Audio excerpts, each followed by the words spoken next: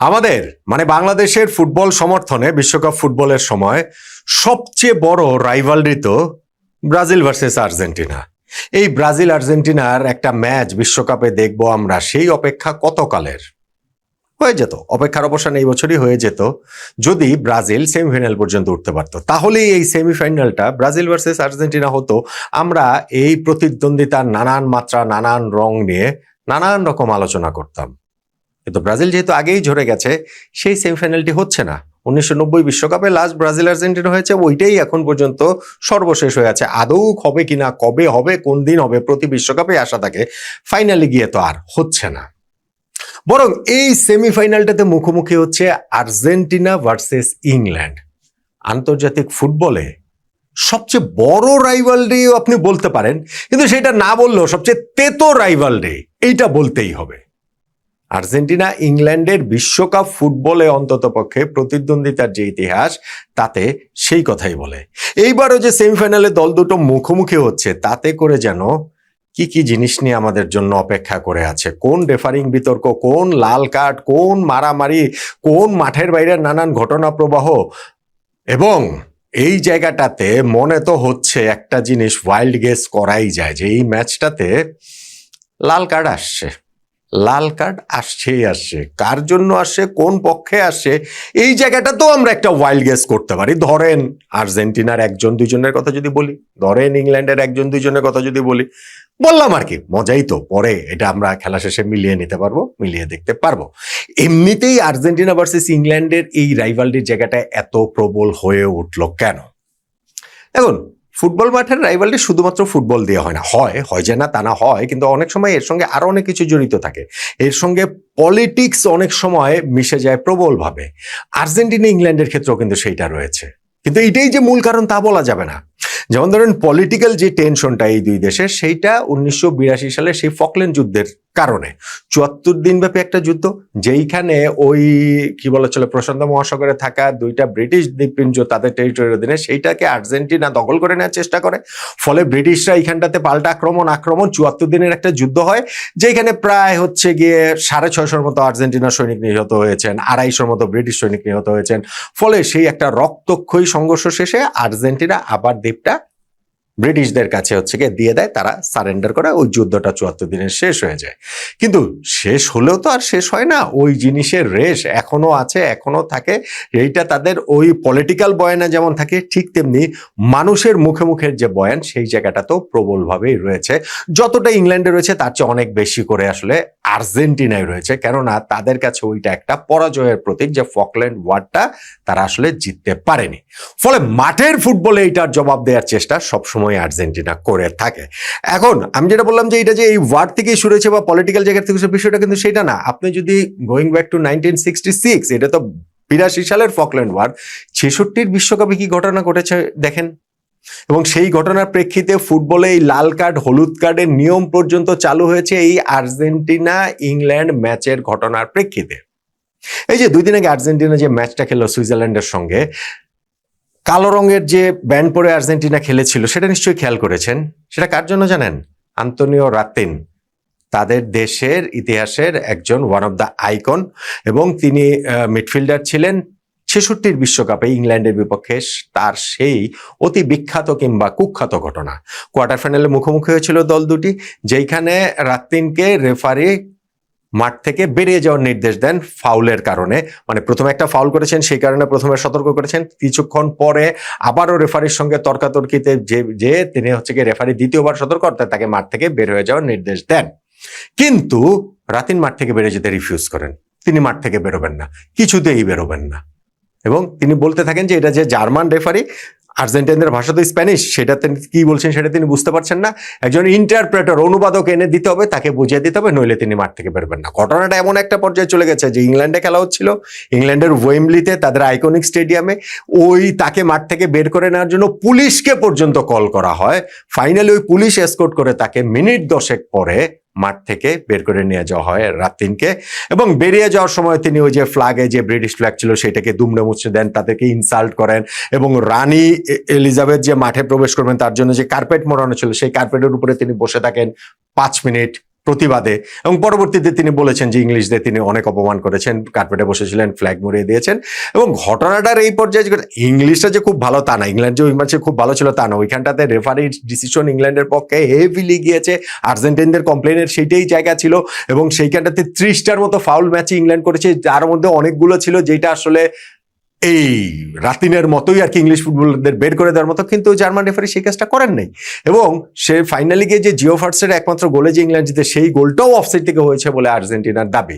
So এইরকম একটা মহা বিতর্কিত জায়গা ঘটেছে। ম্যাচ শেষে ইংল্যান্ডের যে ম্যানেজার আলফ রামজে তিনি দৌড়ে মাঠে ঢুকেছেন যেন তার দলের কোনো ফুটবলার আর্জেন্টিনার কারোর সাথে জার্সি সোয়াপ না করেন, এটা তিনি নির্দেশ দিয়েছেন। প্রেস কনফারেন্সে এসে ইংল্যান্ডের কোচ আর্জেন্টিনার প্লেয়ারদের এনিমেল, জানোয়ার বলে পর্যন্ত আখ্যা দেন, সম্বোধন করেন।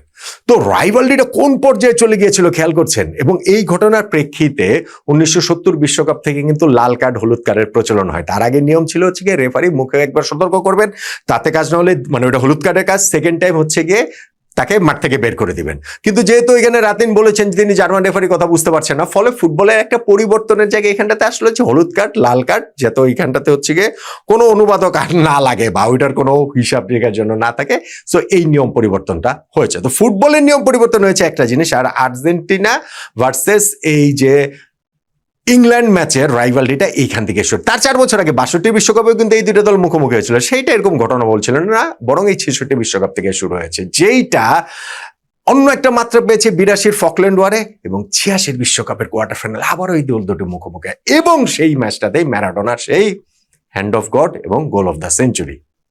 দেখুন, বিশ্বকাপের এইরকম বিতর্কিত ম্যাচ কমে রয়েছে, এবং এইরকম দুইটা ঘটনা যেটা সন্দেহাতীতভাবে বিশ্বকাপ ইতিহাসের সবচেয়ে বিতর্কিত ঘটনা, ম্যারাডোনার হ্যান্ড অফ গড, এবং সন্দেহাতীতভাবে সবচেয়ে সেরা গোল যেটা গোল অফ দ্য সেঞ্চুরি, 4 মিনিটের আগে পরে তিনি এই কাজটা করে দিয়েছেন। ম্যাচটা ফার্স্ট হাফ গোল শূন্য ছিল, সেকেন্ড হাফের 6 মিনিটে ম্যারাডোনা ওই যে লাফিয়ে উঠে হাত দিয়ে বলটা জালে ঠেলে দিলেন, রেফারি সেটা দেখতে পাননি এবং তিনি গোল দিয়েছেন। ইংলিশ ফুটবলাররা মাঠে প্রতিবাদ করেছে, কাজের কাজ তো কিছু হয় নাই। এবং ম্যারাডোনা পরবর্তীতে 4 মিনিট পরে তিনি তার ওই গোল অফ দ্য সেঞ্চুরি ওই মিডফিল্ড থেকে কাটিয়ে, মোটামুটি পুরো ইংলিশ টিমকে কাটিয়ে আর কি, 4-5 জনকে কাটিয়ে, শিল্টনকেও কাটিয়ে গোলকিপার, তিনি বলটা জালে ঠেলে দিলেন। ম্যাচের পরে আর্জেন্টিনা ওই যে ক্যাপ্টেন ডিয়েগো ম্যারাডোনা বা পরেও বিভিন্ন সময় তার ইন্টারভিউতে তিনি বলেছেন যে না, ওইটা হচ্ছে হ্যান্ড অফ গড, এটা ঈশ্বরের হাতের গোল হয়েছে। তিনি বলেছেন যে এটা ফকল্যান্ড ওয়ারের প্রতিশোধ, ব্রিটিশরা আমাদের সঙ্গে যা করেছে, ইংল্যান্ড আমাদের সঙ্গে যা করেছে, সেই যুদ্ধে আমাদের এত প্রাণহানি হয়েছে, ফলে সেই প্রতিশোধ আমরা ফুটবল মাঠে নিয়েছি। ফলে ওইটা একটা খুবই খুবই কন্ট্রোভার্সিয়াল ম্যাচ ম্যারাডোনার ওই দুইটা ঘটনার কারণে, যেইখানে ইংলিশরা আজ পর্যন্ত মনে করে যে ম্যারাডোনা চিট করেছেন, তাদের কাছে সেটা হ্যান্ড অফ থিফ, তাদের কাছে সেটা চোরের হাতের গোল, এবং সেই কারণেই হচ্ছে গিয়ে তারা এখন ওইটা নিয়ে অনেক উষ্মা প্রকাশ করেন। 86 এর ইংল্যান্ড টিমের যে কারো সাক্ষাৎকার দেখলেই আপনারা সেটা বুঝতে পারবেন। আর্জেন্টিনা ইংল্যান্ড ম্যাচে থার্ড যেটা ঘটনা ঘটে সেটা হচ্ছে গিয়ে 1998 বিশ্বকাপের রাউন্ড অফ 16 দল দুটো মুখোমুখি হয়। ফার্স্ট হাফটা ছিল দুর্দান্ত, 2-2 গোলের সমতায় শেষ হয়। অ্যালান শিয়ারার এবং মাইকেল ওয়েন, 18 বছর বয়সী মাইকেল ওয়েন একটা অসাধারণ গোল করেছিলেন, মিডফিল্ড থেকে দৌড়ে টেনে নিয়ে গিয়ে দুর্দান্ত একটা গোল করেছেন, ওই ওয়ার্ল্ড কাপের ওয়ান অফ দ্য বেস্ট গোল। আর্জেন্টিনার গ্যাব্রিয়েল বাতিস্তুতা, হাভিয়ার জেনাতি গোল করেছেন, কিন্তু ঘটনা ঘটেছে সেকেন্ড হাফের শুরুতেই, যেইখানে মিডফিল্ডের ওই জায়গাটাতে ডিয়েগো সিমিওনে, যে এখন যে আটলেটিকো মাদ্রিদের কোচ, তিনি ফাউল করেন ডেভিড বেকহামকে, এবং বাজে ফাউলই করেছেন। বেকহাম পড়ে যাওয়া অবস্থায় তিনি ডান পাটা তুলে, তিনি তাকিয়েছিলেন না, কিন্তু ডান পা দিয়ে হচ্ছে গিয়ে মেরে দেন সিমিওনেকে রেফারি হলুদ কার্ড দেখান, ডেভিড বেকহামকে লাল কার্ড দেখান। ইংল্যান্ড 10 জনের দলে পরিণত হয়ে যায়, এবং বাকি সময়টা ইংল্যান্ড টেনে নিয়ে গেছে 10 জন নিয়ে, কিন্তু টাই ব্রেকারে গিয়ে শেষ পর্যন্ত ইংল্যান্ড হেরে যায়। ফলে ওই যে ডেভিড বেকহাম আর এবং হচ্ছে গিয়ে এই ডিয়েগো সিমিওনের ওই ঘটনা, বেকহামের লাল কার্ড, এইটাও আসলে ইংল্যান্ড আর্জেন্টিনা ম্যাচের তিক্ততায় নতুন একটা পরত যোগ করে, নতুন একটা মাত্রা অ্যাড করে। 2002 বিশ্বকাপে ঘটনাটা ঘটেছে রিভার্স। এইবারও ইংল্যান্ড আর্জেন্টিনা মুখোমুখি হয়, তবে নকআউট ম্যাচে না, সেইটা গ্রুপ পর্বের ম্যাচে, যেইখানটাতে ডেভিড বেকহাম তার প্রতিশোধটা নিতে পারেন। এইবার মাইকেল ওয়েনকে ফাউল করার কারণে মরিসিও পোচেত্তিনো, এই যে যুক্তরাষ্ট্রের কোচ ছিলেন যে এবারের বিশ্বকাপে, তিনি ফাউল করেছিলেন মাইকেল ওয়েনকে, এবং তাতে পেনাল্টি পায় ইংল্যান্ড, এবং সেই পেনাল্টি থেকে ডেভিড বেকহাম গোল করেন আর্জেন্টিনার বিপক্ষে ইংল্যান্ড 1-0 গোলে জিতে ডেভিড বেকহ্যামের একটা প্রায়শ্চিত্ত হয় এবং পরবর্তীতে এই রেজাল্টটা একটা ভূমিকা পালন করেছে আর্জেন্টিনা গ্রুপ পর্ব থেকে বাদ হয়ে যাওয়ার ক্ষেত্রে এবং ইংল্যান্ডের এই উত্তরণের ক্ষেত্রে। যদিও মরিসিও পচেত্তিনো যিনি ওই ফাউল করেছিলেন বলে রায় দিয়েছে রেফারি পিয়েরলুইজি কলিনা, ওই যে বড় চোখের ইতালিয়ান রেফারি, এখন যে ফিফার রেফারিং চিফ যিনি, তিনি ওই রায়টা দিয়েছিলেন। পচেত্তিনো অবশ্য দাবি করেন যে না, তিনি ওয়েনকে ফাউল করেন নাই। তিনি একটা ইন্টারভিউতে বলেছিলেন যে এটা বিশ্বাস করার কোনো কারণ নাই যে ইংলিশ ফুটবল সবসময় ফেয়ার হয়, আমি মাইকেল ওয়েনকে কোনো টাচ করি নাই, মানে তিনি বলছেন টাচ করেন না, ওয়েন এমন ভাবে লাভ দিয়েছেন মনে জানি তিনি সুইমিং পুলে লাভ দিচ্ছেন, ফলে ওইটা তিনি ডাইভ দিয়েছেন, এটা হচ্ছে গিয়ে তার দাবি। কিন্তু যাই হোক ইংলিশরা এক অর্থে সেইটার একটা প্রতিশোধ নিতে পেরেছে। এখন দেখেন ওয়ার্ল্ড কাপের মতো স্টেজে 1966 বিশ্বকাপের রাতিনের সেই ঘটনা, 1986 বিশ্বকাপে ডিয়েগো ম্যারাডোনার ঘটনা, 1998 বিশ্বকাপে ডেভিড বেকহ্যাম ডিয়েগো সিমিওনের ঘটনা, 2002 বিশ্বকাপে আবার সেই পেনাল্টি ডেভিড বেকহ্যাম যেটার মধ্যে ছিলেন সেই ঘটনাটা, সবকিছু মিলিয়ে আর্জেন্টিনা ভার্সেস ইংল্যান্ডের রাইভালরিটা কোন পর্যায়ে আছে। এবং এইখানটাতে ধরেন আরো একটা মাত্রা ওইভাবে যদি বলেন তাহলে যোগ করেছে যে লিওনেল মেসি ক্যারিয়ারে প্রথমবারের মতো ইংল্যান্ডের মুখোমুখি হচ্ছেন, কোনো ফ্রেন্ডলি ম্যাচ এটাছেও কিন্তু মুখোমুখি হন নাই তিনি তার এই পুরো ইন্টারন্যাশনাল ক্যারিয়ারটাতে। ফলে এই যে ম্যাচটা হবে সেই ম্যাচটাতে অতীতের এই সব কথা মনে রাখলে এবং এইবারের বিশ্বকাপে যেহেতু আর্জেন্টিনার পক্ষে ফিফা কাজ করছে, রেফারিরা বাঁশি বাজাচ্ছে, এই কনস্পিরেসি থিওরি প্রবলভাবে আছে এবং আপনি নিশ্চিত থাকতে পারেন আগামী কয়েকদিন এই ইংলিশ প্রেস এইটা নিয়ে একেবারে যা যা করা সম্ভব সেগুলা করবে পরোক্ষ চাপ প্রয়োগের জন্য রেফারির উপরে, ফিফার উপরে। ফলে এইটা মাঠে নামার আগেই আর্জেন্টিনা ভার্সেস ইংল্যান্ড ম্যাচটা প্রতিশ্রুতি দিচ্ছে যে ঘটনাবহুল ম্যাচ হবে, অনেক কিছুই হয়ে যেতে পারে। এবং আমি বলছিলাম যে লাল কার্ড মনে হচ্ছে যে এই ম্যাচে হবেই হবে, এটা অবধারিত। এবং সেই ক্ষেত্রে যদি ধরেন ওয়াইল্ড গেস করি দুই দল থেকে, আমার ওয়াইল্ড গেস হচ্ছে এটা ওয়াইল্ড গেস, এটা তার কোনো ডিসিপ্লিনের রেকর্ড ফেকর্ড দেখে সেটা জাস্ট একটা ওয়াইল্ড গেস মজার জন্য। আমি যদি ওয়াইল্ড গেস করি যে ইংল্যান্ডের পরে মিডফিল্ডে ঘটনাটা ঘটবে বলে আশঙ্কা করছি, হয় ডেকলান রাইস অথবা এলিয়েট অ্যান্ডারসন। আর আর্জেন্টিনার পরে ধরেন সেই মিডফিল্ডেই ধরেন এনজো ফার্নান্দেজ, আর মিডফিল্ডার না ধরেন আমি একটা ডিফেন্ডার নিলাম লিসান্দ্রো মার্টিনেজ।